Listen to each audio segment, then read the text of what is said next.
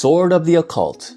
Picture this. You're playing Katarina. You just hit a 5-man pentakill in the mid lane. Your screen explodes with gold, and your team is going insane in chat. And somewhere in your inventory, a sword is glowing, stacking higher and higher with every kill, turning you into something the enemy team has absolutely no answer for. That was Sword of the Occult, a snowball item that gave you bonus attack damage for every kill you stacked on it, up to 20 stacks. In the right hands, on the right champion, it felt like cheating. In the wrong hands though, it was a trap that made your bad game significantly worse. The item cost 1400 gold and gave you nothing useful at base. No armor, no health, no safety net. That if you played well enough, it would reward you in a way no other item in the game could match. That risk-reward loop was intoxicating. Every kill felt meaningful because every kill was building towards something. You weren't just winning a fight, you were investing. You were compounding. You were turning early aggression into late game inevitability. And for assassin players especially, that feeling was completely irreplaceable. Here's what made Sword of the Occult genuinely special compared to other snowball items. It had a catch. If you died, you lost a third of your stacks. Not all of them, but enough to hurt. It introduced real stakes to individual performance in a way the modern item system rarely replicates. Every death wasn't just a death. It was a setback you could see and feel in your inventory. Riot eventually removed it because snowball items create frustrating gameplay patterns.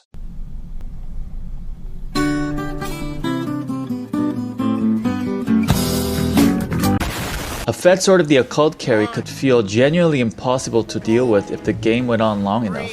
That's a fair criticism, but fairness wasn't really the point. The point was feeling. The point was watching those stacks climb and knowing, really knowing, that you were the reason your team was winning. Not your items, not your team, you. Modern League gives you a lot of ways to carry. Lethal tempo, item spikes, damage thresholds. The math is all there, but none of it hands you a glowing sword that literally counts your kills and gets stronger with each one. None of it makes the scoreboard feel personal in the same way. Some items didn't just change how you played, they changed how winning felt.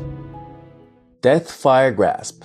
There was a point in League of Legends history where one item, a single active click, could remove a tank from the game before they had time to react. Not an assassin doing it. At its peak, the item dealt magic damage equal to a percentage of the target's maximum health, then increased all magic damage they took afterwards for several seconds. You clicked it, you followed up with your combo, and the target was either dead or so close to it that the outcome was never really in question. It was fast, it was clean. And it was absolutely terrifying to play against. What made Deathfire Grasp iconic wasn't just the power. It was the identity it gave to AP assassins during an era when that playstyle was still being figured out. Champions like LeBlanc, Ahri, or Veigar found a home with this item because it solved their biggest problem. Targets with too much health to burst through a standard combo. DFG, as everyone called it, was the answer to that problem. You didn't need to outdamage a tank's health pool over 5 seconds. You just needed one click and 2 seconds of follow through. The item turned the impossible burst window into a very manageable one. Here's the thing though, Riot didn't remove Deathfire Grasp because it was secretly fine. They removed it because it was creating a specific type of gameplay that felt awful to be on the receiving end of.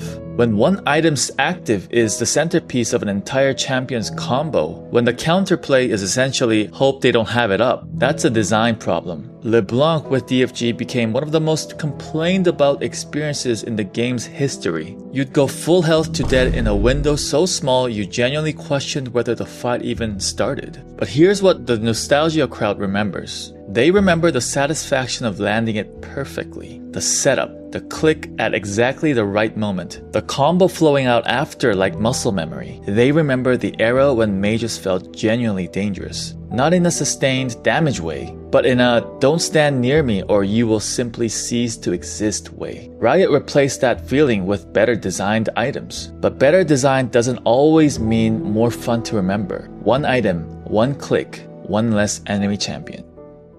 Philosopher's Stone.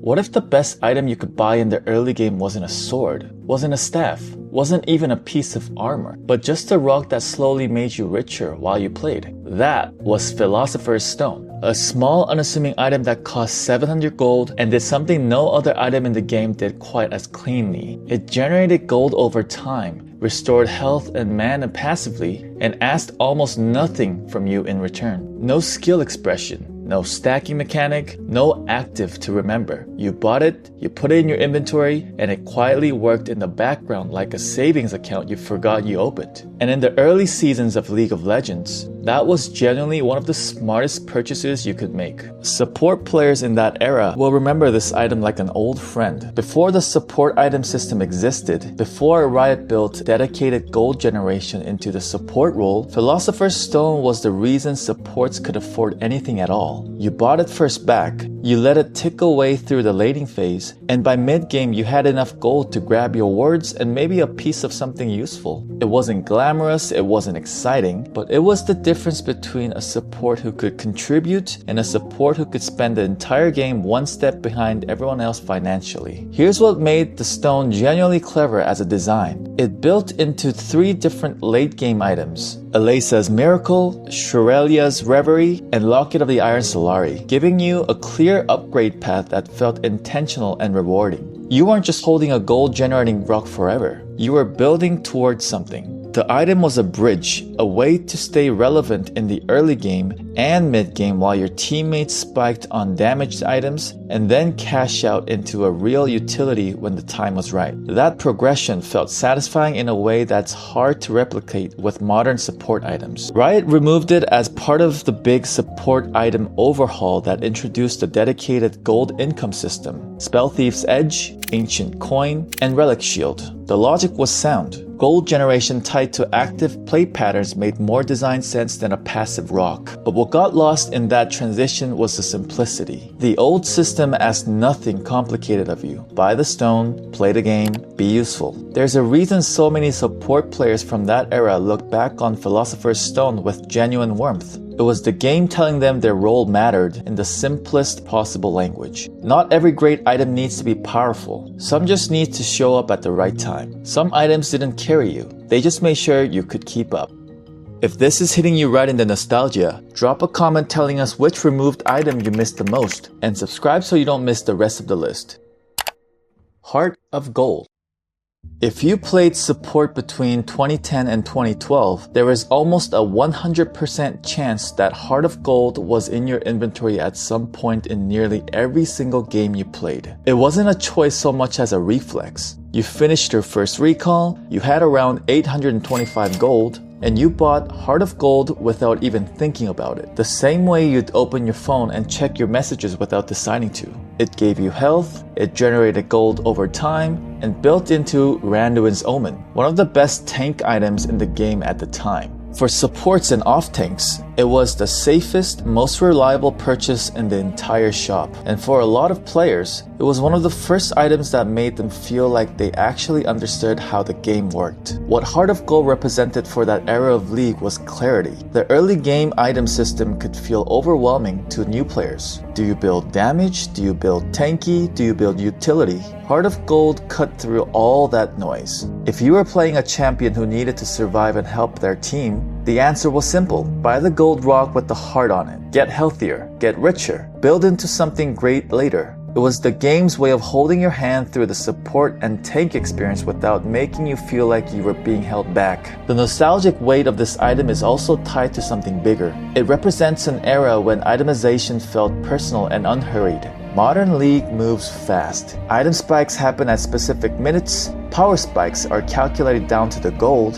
and the meta shifts so quickly that yesterday's core build is today's troll pick. Heart of Gold existed in a slower league. A league where you could buy a modest little item in the early game, let it tick through a long laning phase, and trust that it was quietly doing its job while you focused on learning how to play. Riot removed it in the same support item overhaul that took Philosopher's Stone. Same reasoning. A passive gold generation didn't fit the new design direction. And just like the Philostone, the loss was felt most by the players who'd built their entire early game identity around it. Support mains from that era didn't just lose an item.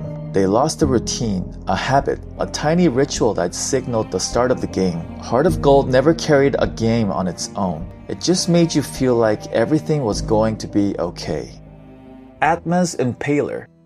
Here's a piece of advice that sounds completely wrong until you think about it for 10 seconds. If you want to deal more damage, build more health. That was the entire philosophy behind Atma's Impaler. a unique item that converted percentage of your maximum health directly into attack damage. The more health you had, the harder you hit. And in a game where bruisers and fighters were already stacking health to survive, Atma's Impaler turned that defensive investment into an offensive one at the same time. You weren't choosing between staying alive and dealing damage. You were doing both, with one item that cost less than most damage items of the same era. The builds it enabled felt genuinely creative in a way that modern League rarely allows. The classic combo was Warmog's armor into Atma's Impaler, a pairing so popular it had its own nickname. Warmog's gave you an enormous health pool. Atma's converted that health pool into attack damage. Suddenly, your tanky top laner was also hitting like a carry. And suddenly, champions who had no business being damage dealers were walking into the backline and causing serious problems. It was one of those item combinations that felt like discovering a secret the game wasn't supposed to tell you. What made Atma's Impaler so beloved by the player who remembers it is that it rewarded systems thinking. You had to understand the relationship between the two items before the payoff made sense. A new player looking at Atma's in isolation would see mediocre stats, some armor, some crit chance, a small flat damage number.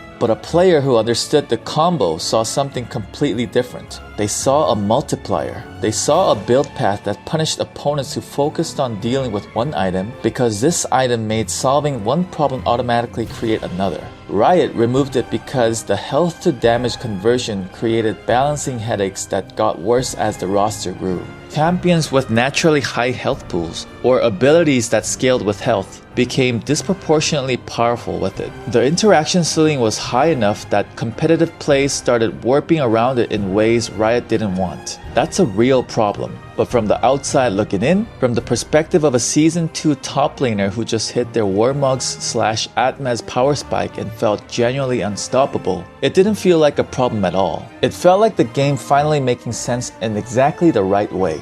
Building health to deal damage was never supposed to work. It just did. Wriggle's Lantern.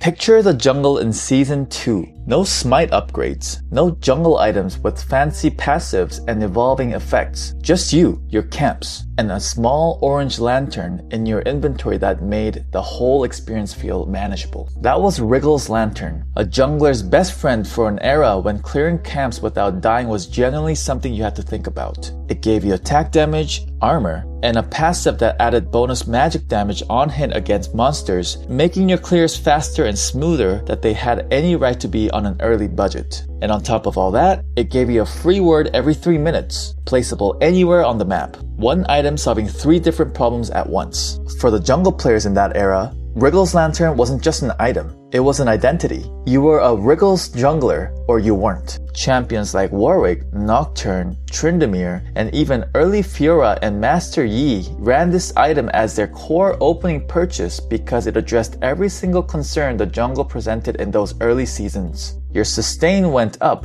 your clear speed went up, your map vision contribution went up, and your gold investment was modest enough that you could transition into real items by mid-game without feeling like you'd sacrifice your power spike to survive the first 10 minutes. The ward component deserves its own moment of appreciation. In an era before dedicated vision items were handed to supports automatically, that free ward from Wriggle's Lantern was meaningful map control that the jungler could provide independently. You'd place it at Dragon, you'd place it in the river bush, you'd place it wherever your team was most vulnerable, and you'd do it for free, every 3 minutes, without spending a single gold piece from your actual budget. In a game where vision wins games, Wriggle's was quietly one of the highest impact item on the entire roster for anyone who understood how to use it. Riot phased it out as the jungle system got more sophisticated. Smite upgrades, jungle item quests, and dedicated vision control overhauls all made Wriggle's Lantern feel redundant in a way it simply wasn't in the early seasons. The game evolved past it, but evolution and improvement aren't always the same thing. What Wriggles gave the jungle role was simplicity and self-sufficiency, a feeling that one purchase could set you up for the whole game if you played it right.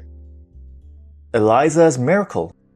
Modern junglers have more tools. Nothing in the current shop lights up the jungle the way the little item did. Most players who were around in the early seasons of League of Legends have a hard time remembering exactly what Eleisa's Miracle did. And that's exactly part of what makes it worth talking about. It wasn't flashy, it didn't give you damage, it didn't make you tankier in an obvious way. What it did was quietly reduce the cooldown on Heal, Clairvoyance, and Teleport, 3 summoner spells that defined the support and utility playstyle of that entire era. And if you held onto it long enough without dying 3 times, it consumed itself and permanently granted you that cooldown reduction for the rest of the game, a passive so unique that nothing before or since has worked quite the same way in the entire history of League of Legends itemization. That self-consuming mechanic was genuinely unlike anything else in the shop. Most items asked you to build them, use them, and keep them. Eleisa's Miracle asked you to build it, survive with it, and eventually let it go, giving you something permanent in return for patience. It rewarded a specific kind of disciplined play. You couldn't int your way through laning phase and expect the item to pay off. You had to stay alive long enough for it to complete its internal quest. For support players who prided themselves on survival and utility over flashy plays, it felt like the game recognizing and rewarding exactly the right things. The Clairvoyance synergy is worth pausing on because younger players might not even remember that summoner spell existing. Clairvoyance let you place a temporary vision ward anywhere on the map with no cost, just a cooldown.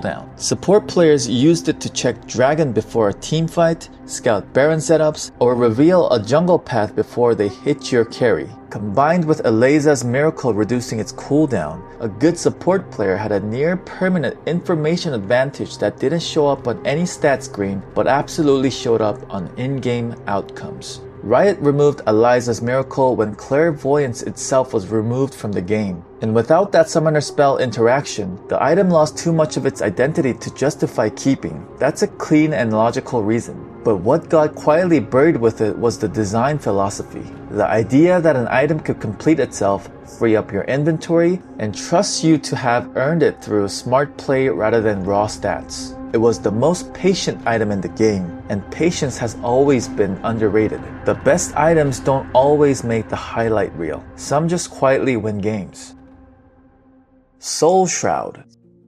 What would you spend 2200 gold on if it gave you absolutely nothing for yourself? No damage, no healing, no survivability boost of your own, but made every single one of your teammates stronger just by standing near them. That was Soul Shroud, a support and utility item that provided a health boost and a passive aura, reducing the cooldown of nearby allied champions. Not your own cooldowns, theirs. You bought this item purely to make the people around you better. In a game that has always leaned toward individual performance metrics, kill counts, damage dealt, gold earned, Soul Shroud was a quiet argument for a completely different way of measuring value. The aura mechanic it ran on was a defining feature of early League of Legends itemization that had largely faded from the modern game. In those early seasons, aura items were everywhere. Aegis of the Legion, Stark's Fervor, Frozen Heart. The entire philosophy was that proximity to your team should mean something. That a support walking into a fight wasn't just a soft body. They were a walking buff platform that elevated everyone else's performance by simply being in the right place. Soul Shroud fit perfectly into that ecosystem. Your Anivia got to wall more, your Mumu got to bandage toss more, and your Nunu got to slow more just because you were standing nearby with this item in your bag. Here's what made Soul Shroud genuinely special in a way that's hard to quantify. It required you to understand your team, not just mechanically, positionally. You had to be close enough to the champion who most benefited from cooldown reduction to make the aura meaningful. A support who positioned poorly got nothing out of it. A support who shadowed their fed AP carry through every skirmish turned that aura into something that compounded across an entire game. It was an item that rewarded game sense and selflessness simultaneously, a rare combination in any era of League. Riot phased it out when the aura item era wound down. The design philosophy shifted toward more active, skill-expressive support tools, and the passive proximity aura fell out of fashion. What replaced it was more dynamic, but also more individualistic. The modern support is a carry in their own right, building damage, making plays, taking resources. That's a valid direction, but it's a different one. Soul Shroud existed in a time when being the best teammate was the whole thing. Some players never needed the spotlight, they just needed their team to shine brighter.